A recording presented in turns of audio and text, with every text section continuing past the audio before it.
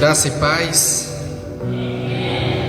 Antes de começar, eu queria orar por mim, por nós. Todas as orações que a gente já foi feito, mas eu queria fazer uma oração. Estava dormindo, quando eu me acordei de madrugada, eu fui conversar com Deus e estava saindo quando eu estava pensando na roupa que eu ia vir.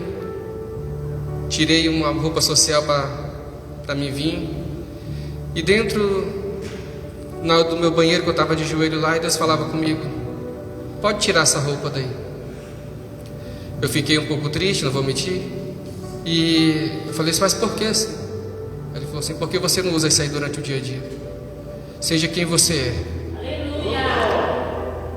E então eu vim com essa assim mesmo. Porque no dia de quinta e domingo é assim que eu venho para receber. Então é assim que eu venho também para ministrar. Eu tenho que ser quem eu sou durante o dia, lá e aqui dentro, na minha casa e aqui. E então eu quero fazer uma oração. Senhor, meu Deus, primeiro, meu Pai, me perdoa, porque eu sou falho e pecador. Me perdoa, Senhor, pelas minhas inconstantes falhas, Senhor. Não sou merecedor de estar aqui, meu Deus, e nunca vim aqui para me mostrar, Senhor. Se tiver alguma coisa em mim, Senhor, caia por terra. E se eu vim falar alguma coisa de mim, Senhor, me faça me calar. Porque a Tua palavra fala que a carne luta contra o Espírito luta contra a carne. Não me deixa, Senhor, ser eu, a vaidade. Tira de mim, Senhor, tudo isso, para a Tua honra e Tua glória. Amém.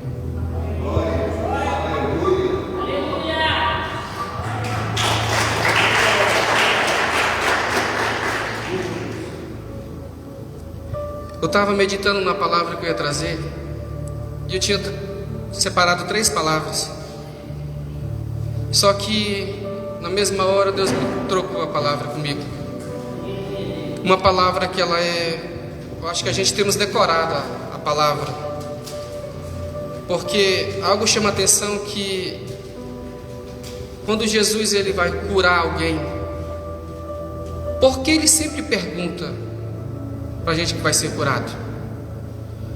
E isso me chamava a atenção. Mas ele não é o Deus Todo-Poderoso? Mas ele não já sabe o nosso eu, a nossa resposta? E por que ele quer tanto saber da nossa resposta?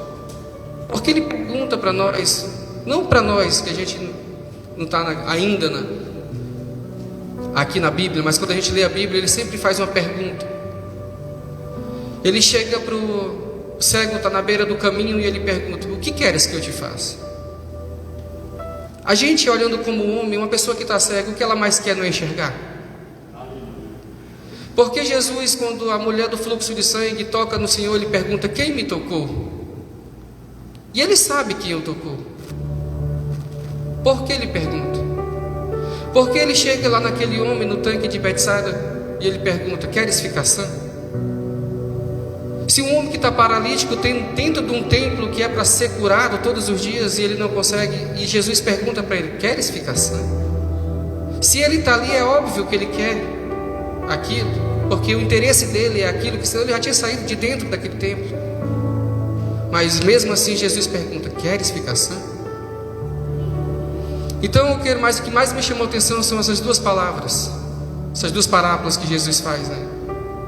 A da mulher do fluxo de sangue e desse homem de Betsaida. A mulher do fluxo de sangue, eu acho que a gente temos decorado.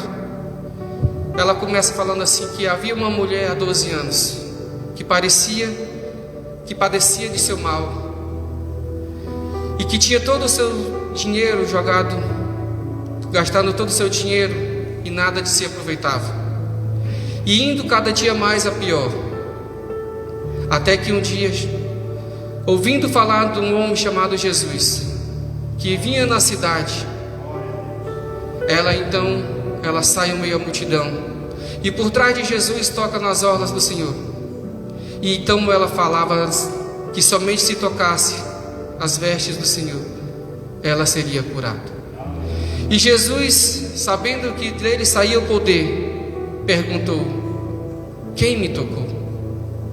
A mulher tremendo e temendo, respondeu toda a verdade. E Jesus diz: vá em paz e seja curado do teu mal. Mas o que me chamou a atenção são duas palavras que estão lá no finalzinho dessa parábola, que ela fala assim, que ela falou toda a verdade. E logo em seguida Jesus fala: vá em paz. A paz a gente se recebe aonde, irmãos? É no físico? A paz a gente se recebe na alma. E sabe por que Jesus pergunta? Porque Ele sabe da gente. Mas algo que me chamou a atenção, que nessa parábola todo mundo conhece assim, que a mulher da fé, né, irmão? A mulher de grande fé. Outros falam que ela recebeu a cura quando ela tocou as vestes do Senhor, que também não é errado. Deus, Ele dá uma revelação para cada um de nós. É por isso que a Bíblia fala que a palavra do Senhor, ela se renova a cada dia. Mas o que me chama a atenção é que quando ela toca no Senhor, a palavra de Deus fala que saiu poder. Aqui na nossa igreja, o apóstolo César, que é o nosso anjo da igreja, juntos com os nossos pastores, que formam esse quadro de lideranças, se algum deles chegarem aqui, subir aqui no púlpito, o poder de Deus, ele vai agir. Mas se algum deles não tiverem santidade, ou se nós mesmos não tiverem santidade, de nada podemos fazer se não tocar a mão, não vai ser curado. O poder de Deus, ele vai agir, mas se não tiver a santificação, ele não vai ser curado. E às vezes nós viemos para a igreja para receber a cura da gente, o milagre da gente, e algo nos empata de receber. Não é o apóstolo que pregou por causa que ele não curou, não é. É algo que nos empata de receber a nossa cura. É algo que está atrapalhando de nós receber o nosso milagre. Mas a palavra que fala assim, por que aquela mulher ela falou assim, que ela contou toda a verdade? Não era só o fluxo de sangue, mas ela fala que Deus, ele fala que ela contou toda a verdade. Às vezes é aquele pecado que está dentro da gente, oculto, escondido lá dentro, e a gente não tem coragem de confessar o nosso pecado, achando que vamos passar em despercebido aquele pecadozinho que está escondido lá dentro, porque a Bíblia fala que ela contou toda a verdade. E às vezes a gente, é nisso que nós estamos presos, aquele pecadozinho oculto, que a palavra de Deus, ela fala lá em Lucas, no capítulo 5, no versículo 17, que nada ficará oculto, nada ficará oculto que não venha a ser revelado. É por isso que Jesus, ele pergunta para aquela mulher: quem me tocou? Ele não pergunta para ela perdão, ele pergunta: quem me tocou? Porque ele sabia que ela precisava confessar diante ao homem o que ela tinha. Porque assim que ela confessa ao Senhor, aí que entra a palavra-chave, que ele fala. Quando ela fala toda a verdade, Deus se agrada da resposta dela e ele fala: vá em paz e seja curado do teu mal. Quando ela recebe a cura de dentro da alma, daquilo que lhe doía, daquilo que lhe machucava, não era só o fluxo de sangue que fazia aquela mulher mal, mas a rejeição daqueles que estavam do lado dela, que a abandonaram pela enfermidade, que ela não teve culpa de nada. Às vezes muitos se encontram nessas formas, doentes, acamados, precisando de alguém, mas se encontra sozinho. Porque é isso que mais machuca, a rejeição daqueles que estão com o nosso lado e acaba nos abandonando por algo que nós não temos culpas. E é isso que nos machuca, porque primeiro isso aqui vai virar pó, mas a nossa alma, para onde ela vai? A nossa alma, de onde ela tem um caminho, para onde ela vai? E aquela mulher, ela estava magoada com aquilo, ela estava entristecida com aquilo, com aquela situação. Então ela desabafa aos pés do Senhor, contando toda a verdade. E Deus fala para ela: seja curada do teu mal. A gente falamos que a fé daquela mulher, ela é grande e é o milagre que Deus faz. Só que também a palavra de Deus, ela vai falar que a fé sem a obra, ela é morta. Você precisa ter a fé que você tiver, mas se você não tiver a obra, de nada vai adiantar a tua fé. De nada vai acreditar que você vai ser curado, porque não vai. Ela precisou confessar ao Senhor para ela receber o milagre dela, a fé que ela tinha. Todos nós temos fé. Eu vou perguntar: quem de nós aqui não acreditamos no céu? Quem de nós não acreditamos nisso? Então todos temos fé. Porque como é que você vai acreditar no céu que você nunca viu? Já foi no céu alguém? Não. Mas nós acreditamos naquilo. E a Bíblia fala que a fé é aquilo que a gente não pode ver. Então a gente temos fé, mas às vezes nos falta algo para dentro de nós. As nossas obras, a nossa confissão, o nosso arrependimento daquele pecado oculto que está lá dentro, escondido. E quando a mulher fala para ele a verdade, Deus se agrada, e ele fala: vai em paz. E então aquela alma daquela mulher está curada, e ela está pronta para receber o milagre dela físico. Porque Jesus, ele pergunta, para uns ele fala: vai em paz, e para outros ele fala: vai e não conte nada para ninguém. Sabe por quê, irmãos? Porque quando Jesus ele dá algo para a gente, Deus ele conhece tanta gente que ele fala: não conte nada, vai e não conte nada a ninguém. Porque ele sabe que se a gente receber uma bênção, a gente vai ser soberbo ao ponto de ficar julgando, falando: olha como eu estou, que Deus me deu, olha o que foi que Deus fez na minha vida. Não é errado, mas a soberba que entra na gente é o errado.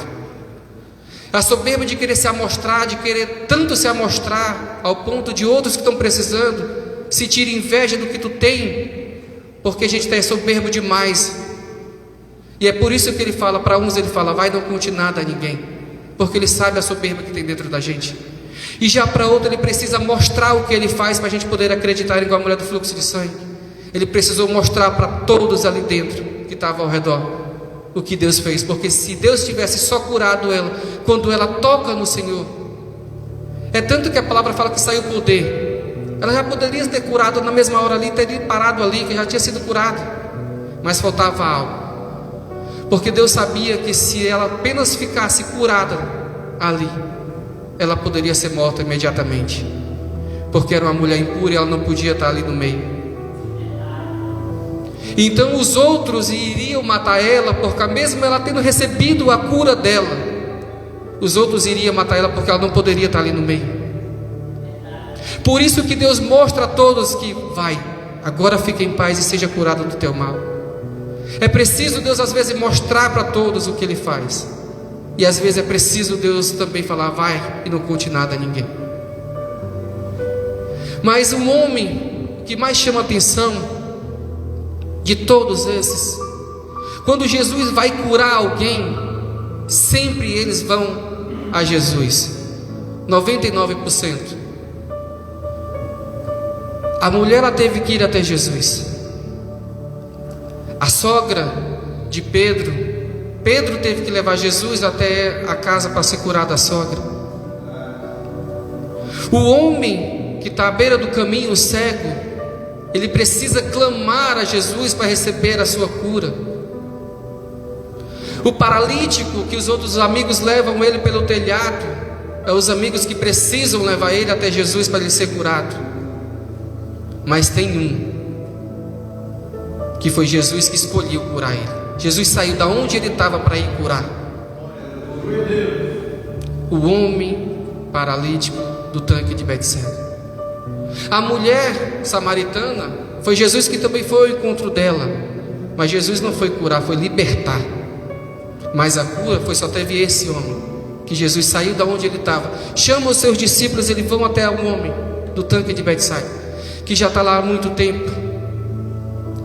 E ele chega para o paralítico e ele pergunta: o que queres? Queres ficar sã?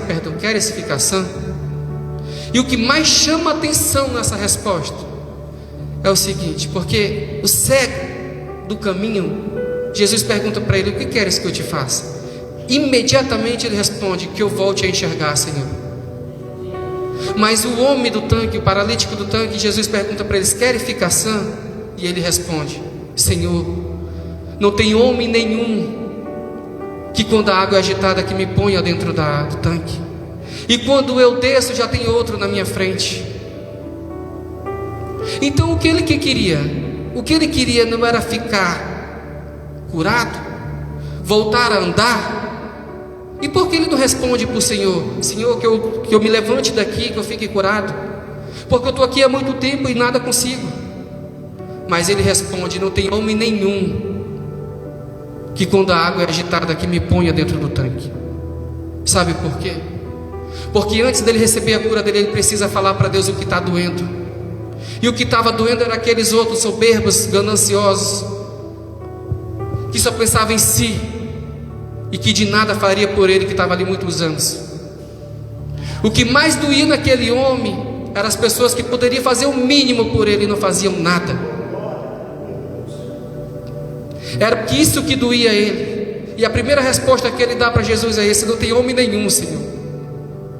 Às vezes nós precisamos falar para Deus aquilo que nos machuca, aquilo que nos dói, para a gente poder receber enfim a nossa bênção. Porque a primeira bênção é aqui dentro. Jesus, ele tem uma forma de trabalhar que ele trabalha de dentro para fora. Satanás é diferente, ele trabalha de fora para dentro.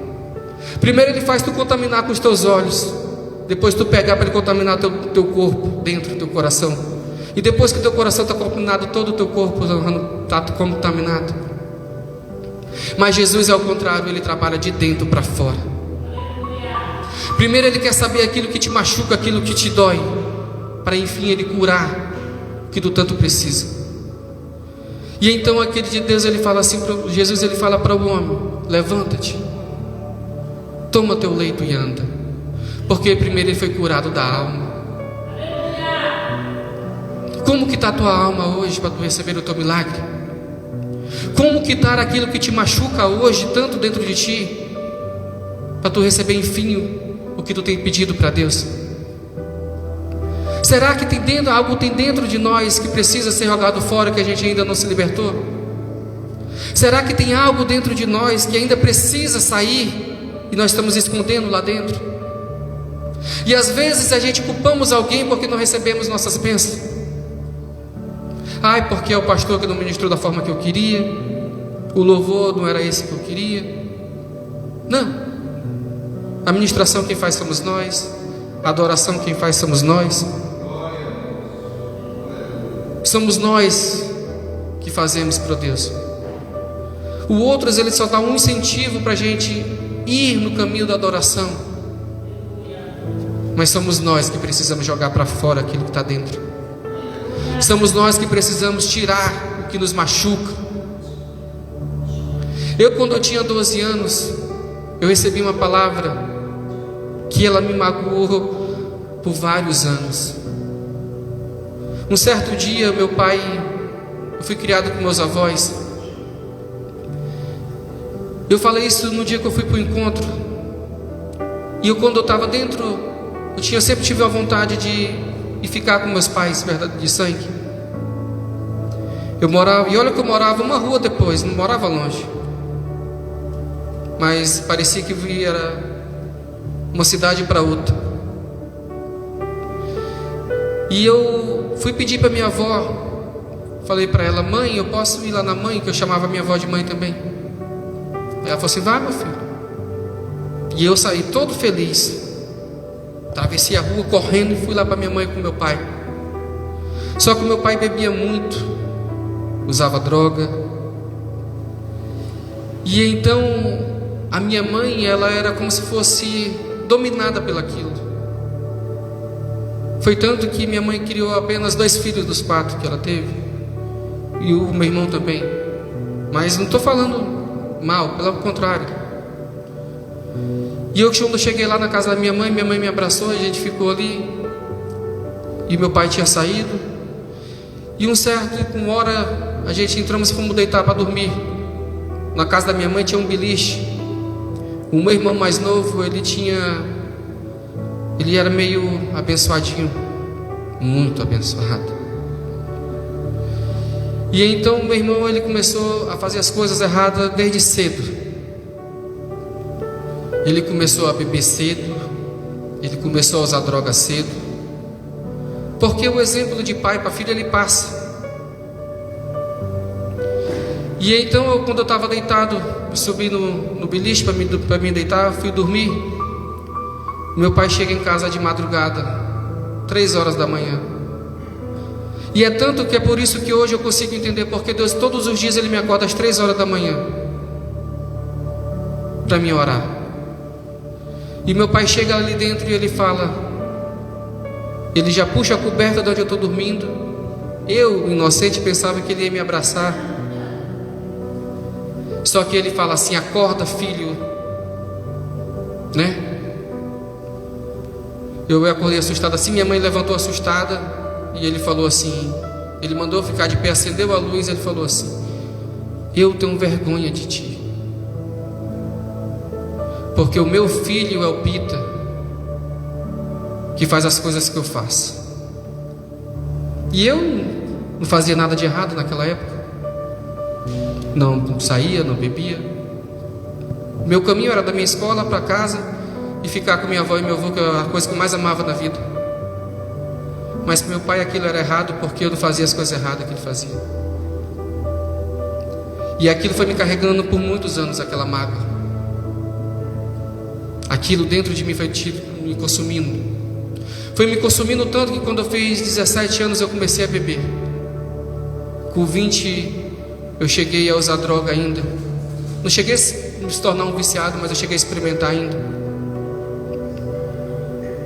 E aquilo foi me consumindo tanto que às vezes eu estava tanto bebendo. Uma vez eu conversando com o apóstolo, eu falei, eu bebia tanto, mas eu nunca esqueci de Deus. Toda vez quando eu ia beber, eu orava na cerveja que eu ia beber, pedindo para Deus abençoar a cerveja. Olha a inocência do homem. E quando eu estava em festa, eu sempre falava para Deus, Deus me protege, que isso aqui não é meu canto. Mas mesmo assim eu estava lá, por causa de uma palavra que entrou dentro do meu coração. Resumindo a história, o meu irmão, quando ele fez 20 anos, ele se tornou um dos maiores chefes da facção.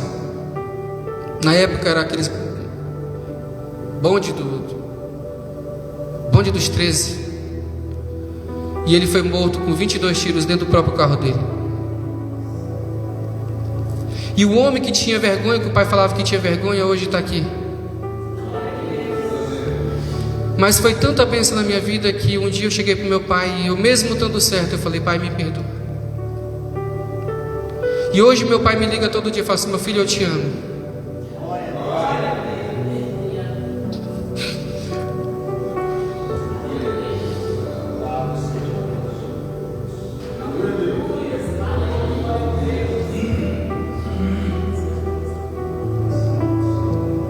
Hoje meu pai, ele mora em outra cidade. Realmente hoje ele mora em outra cidade. Mas todos os dias ele me manda mensagem, me manda áudio, me liga em chamada de vídeo. E eu da mesma forma faço com ele. Então o que eu quero dizer a mensagem para vocês hoje, para a gente receber a nossa cura, primeiro temos que receber aqui dentro. A cura ela começa de dentro para fora, para enfim a gente receber aquilo que a gente tanto pede para Deus. O homem do tanque estava lá 18 anos, se eu não me engano, não era pastor? O tanque de Betsaida, né? Acho que é 18, se eu não me engano, né? 38, perdão, 38. 38 anos no mesmo lugar, recebendo, esperando a cura. E quando Jesus chega, ele fala assim, eu não tenho homem nenhum que me toque, que me jogue na água. Então joga para fora aquilo que te magoa. Joga para fora aquilo que te faz doer. E enfim recebe a tua cura e vai em paz. A mensagem que eu trago, ela é rápida. E se eu passar daqui, vai vir da carne. E eu fiz uma oração pedindo para Deus, Senhor, se for vinha da carne, me faça me calar. e já está me incomodando. E aqui eu termino e agradeço a minha oportunidade.